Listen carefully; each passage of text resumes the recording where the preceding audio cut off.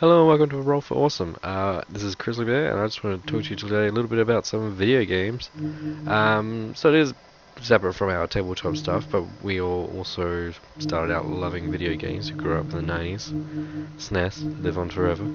But the thing that I loved most about video games was couch gaming, and I really wanted to try and see what Steam was like from a couch. So I got a few games. Some of them were just hilarious. Some of them were fun and competitive, and I think, they made for a really great night. They're all less than $20, and the first one I'm going to go through today is Star Wars. Now, so this is Star Wars. It's still in early access, but with what it is at the moment, it was pretty hilarious. It's about $10. This is all in Australian, by the way. If you've played, I think it's still available. It's just a software release called Ragdoll Masters or Ragdoll Ninjas. This is pretty similar, but with a neo-future narwhal neon feel.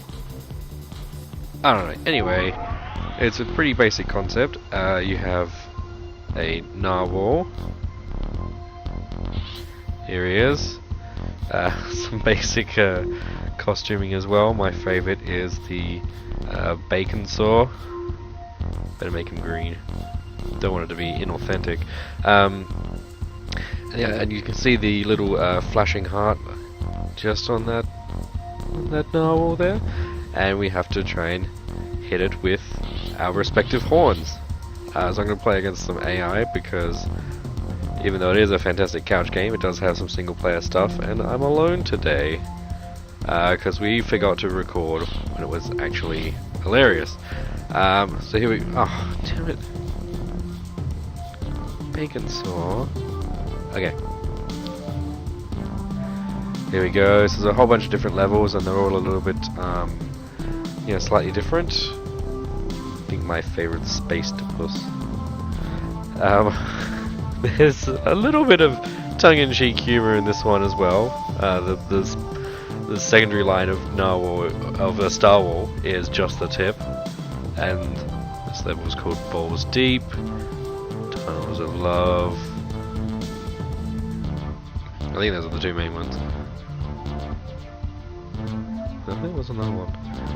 It's technically wide load. Anyway, let's try the Clash. Here we go. So, we each have 5 lives, and we need to try and collide our little horn into the little hearts. Oh! I didn't know that. The bounce pads. There's all little environmental features as well. The main tricky thing, and it's kind of part of the fun, so spoilers. The controls.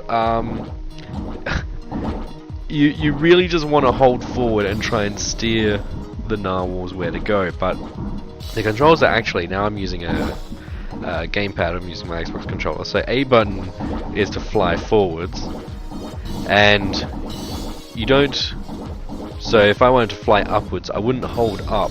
Instead, what I'd have to do is to press left on the gamepad to basically rotate. It's more of a rotation control system. So right rotates clockwise, and left rotates anti-clockwise, and shit. I can't believe I haven't done much in this battle, but I've certainly been surviving. And then you kind of just have to take it from there. So it pretty much travels where the horn itself is going, but you're never 100% sure, and it's extremely sensitive. I think that's, again, part of the fun, and the fact that you end up flopping around like, well, I don't know, I'm not sure if narwhals are like, no, they're more dolphins and manatees, aren't they? But yeah, in any case, it's hilarious.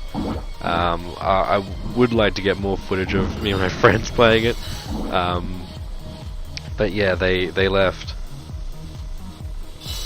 They left, and it's just me. So, only 4 seconds left.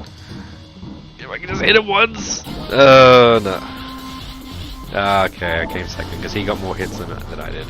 There's a bunch of different modes. There's the classic, which is just knockout.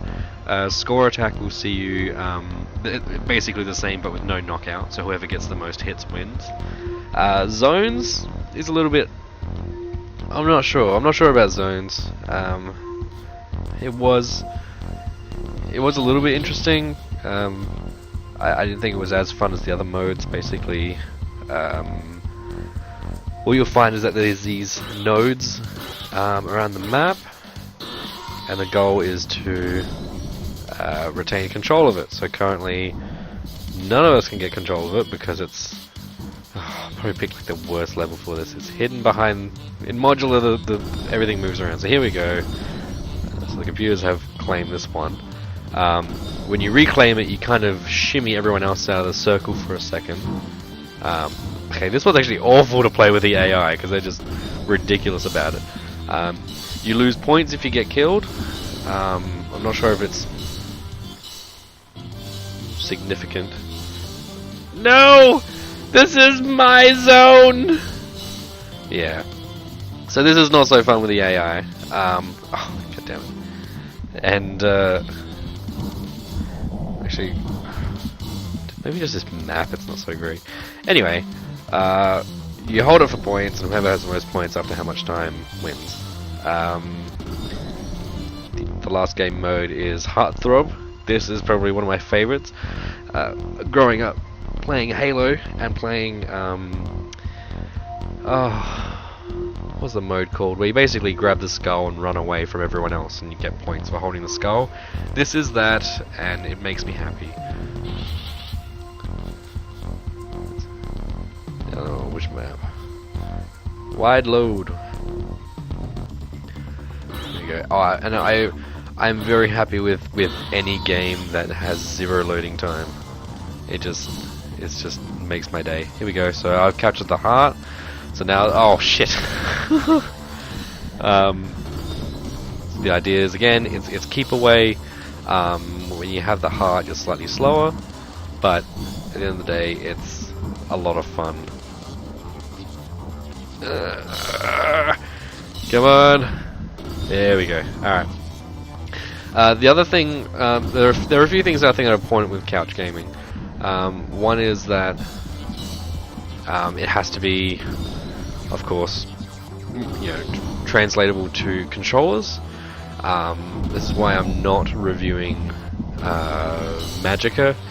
I find, well, really I should, as an example of what a bad conversion is like, but if you've played Magicka, you know that there's about 8 elements, and the selection, using the sticks to select it, is awful. So I think it needs to really translate easily to controllers. The AI just gets confused when they have the heart. They don't know what to do. Spin around in circles. The other thing that I think is really important is that people should be able to have fun no matter their skill level. So there shouldn't be a massive barrier where, like myself, I play a lot of video games, so I tend to be better than some of my friends, but I really, if I want a couch game, I want anyone to have fun. God damn it. Anyone to have fun at any skill level. This is one of those. Like, it doesn't even matter. Like, we had one of our friends playing, and she honestly couldn't even work out how to steer, which is fair enough because it took me an hour or so to actually work that out as well. Mostly because I am bad. I don't read manuals when I really should. It actually tells you quite clearly in the controls, turn left and turn right, but it's not really as clear as what it could be. And yeah, so Star Wars has been a lot of fun. There's also these single-player challenge modes. This is the sort of in development area. They're still working on this stuff. I haven't played this one yet either. So because it's a time attack.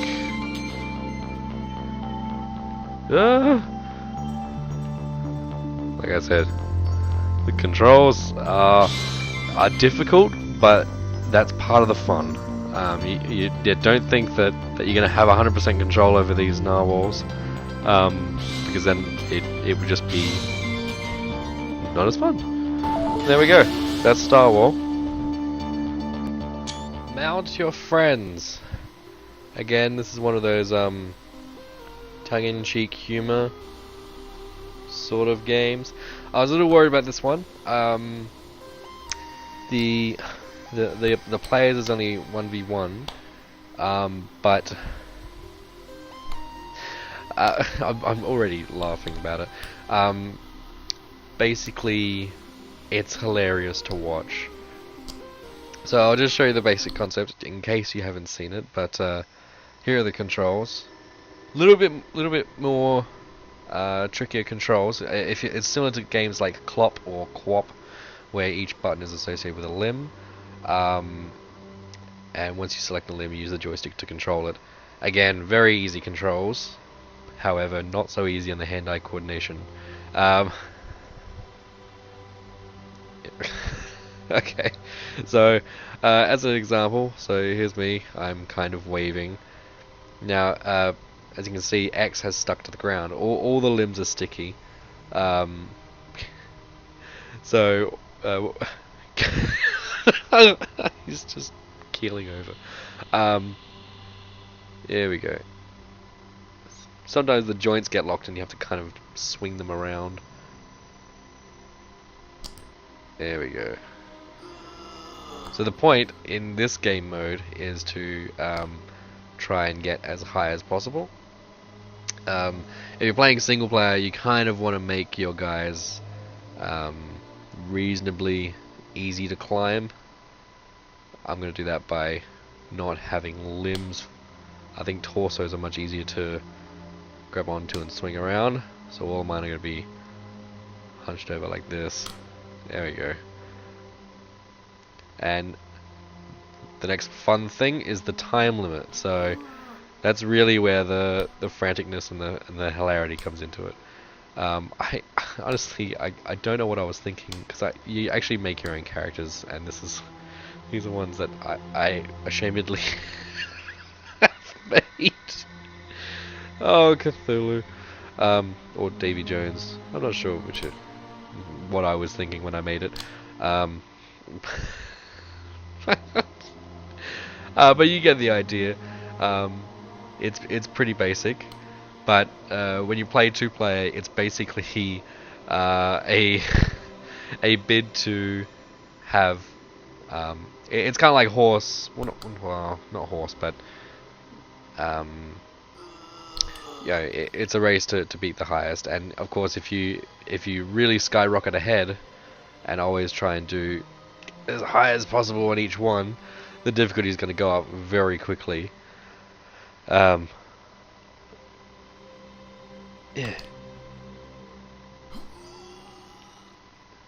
Yeah. Sorry, I'm just trying to concentrate on playing this damn thing. It's so entertaining, but you also feel like it kind of shouldn't be. It's such a simple concept. But the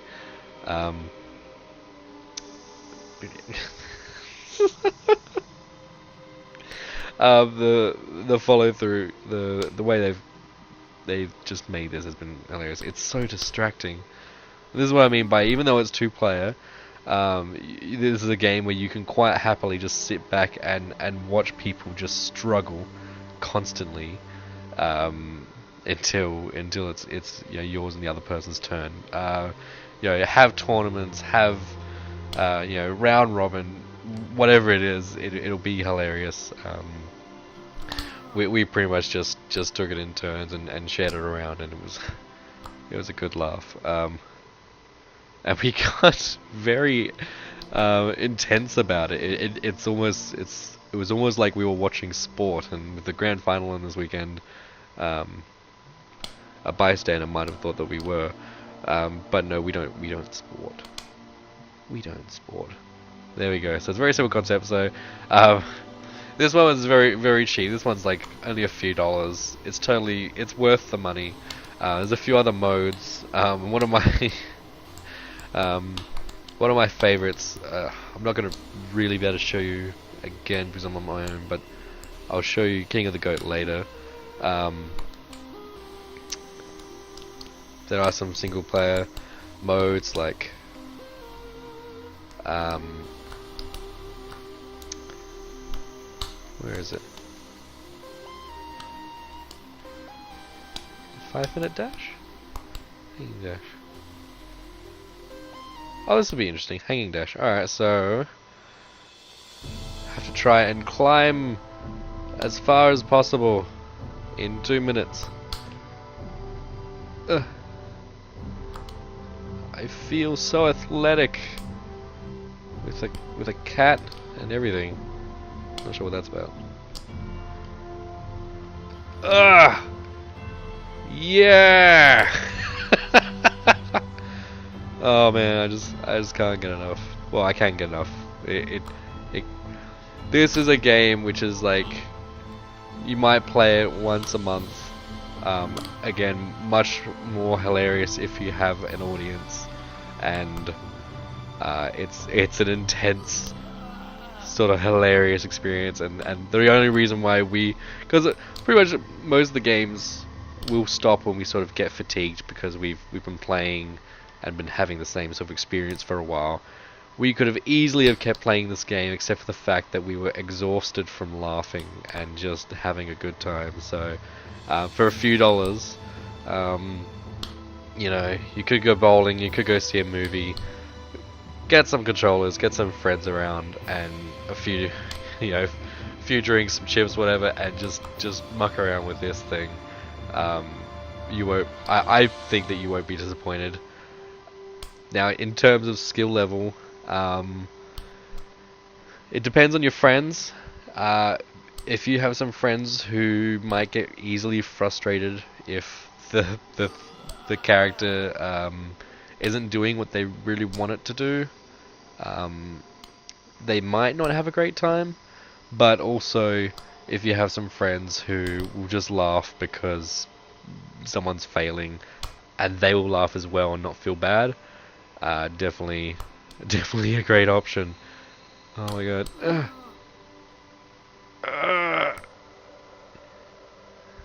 There we go. I got 200 feet across the roof. Next up we have Crawl. Now, I saw this and I wasn't sure how fun it was going to be, but it turned out to be a lot of fun. The thing I was worried about was the skill level criteria that I think needs to be met for a good couch game. But I think we all ended up having a lot of fun with it. So the main principle with Crawl is that you are a hero or a spirit, and to exit this eternal dungeon, you have to get to level 10 and kill the boss. The thing is that there's only one hero at a time, and everyone else are spirits who take possession of. Really? There we go. Get some varied creatures. Who take control of spirits and traps to try and kill the hero. So there'll be one hero on the screen, and there'll be 3 people trying to do horrible things. So I'm the blue guy. It's a bot again because I have no friends today. And we all take control of the creatures by jumping on the pentagram and pressing A, and then we just continue to basically bash the person up. Now, the way it works is that if you're a hero, you kill monsters to get experience and level up. You will occasionally find chests, but not that often for gold. You won't get much gold as a hero, but that's really what you need to be a little bit more durable later on. Meanwhile, as monsters, we generate blood. So every time we hit the hero... Oh, okay, there's been a change. It's not me, so I'm going to just keep talking. I'll go back and explain that in a second. As a monster, we generate blood, which can be converted to this guy in the blacksmith to turn into money. So while you're controlling monsters, you're generating the money, which will give you the awesome loot for when you become the hero. And the last thing you generate is between levels, you generate virtue, and that allows you to upgrade your monsters. Here we go. I'm a little goblin! I put down the traps! Oh god, he's going for me! Fuck off. So basically I'm not... Oh. So I only generated 2 blood, which translates to 2 gold. I'm definitely not going to become the hero. However, as a spirit you go around and collect these little... We call them jelly beans or ghost drops, but in any case, you collect enough of them, you have a trail floating around you, and if you press B, you can spawn a little jelly that shoots jellies. It's pretty low powered, but it can be enough to steal the show and oh, I just got some nice amount of blood from that. Traps. Yay, traps. Yes, the jelly bean could be enough to kill the hero and take your spot. Oh, I'm a flying thing! Yeah, the important thing is as a monster is to just hit. Like, you don't have to kill him, but you have to get the hits off to get the blood to get... Oh, so close! So because he's so close to dead, I'm going to spawn a few jellies.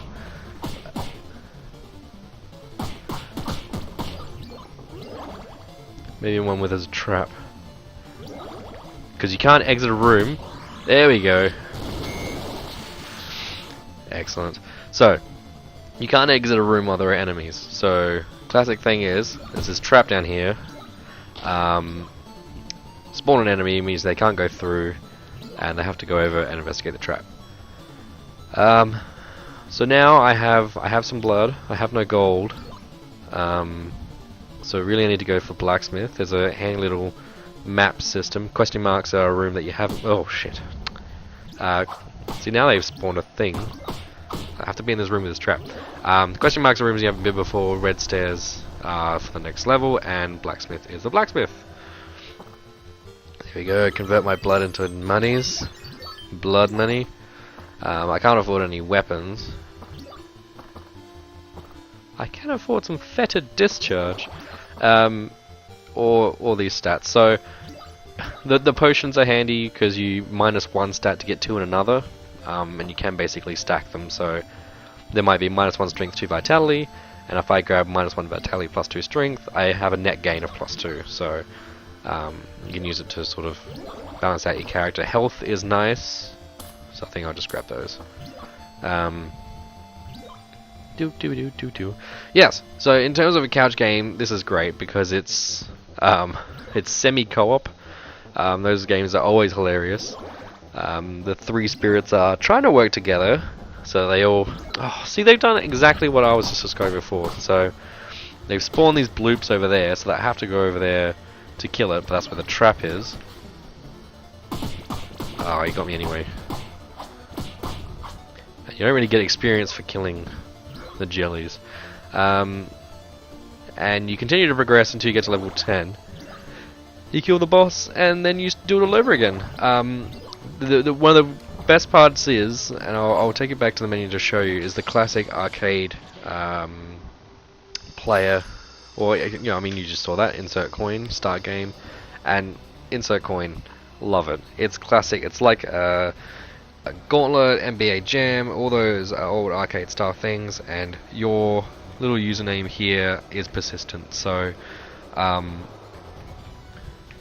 although one of ours is missing, what happened?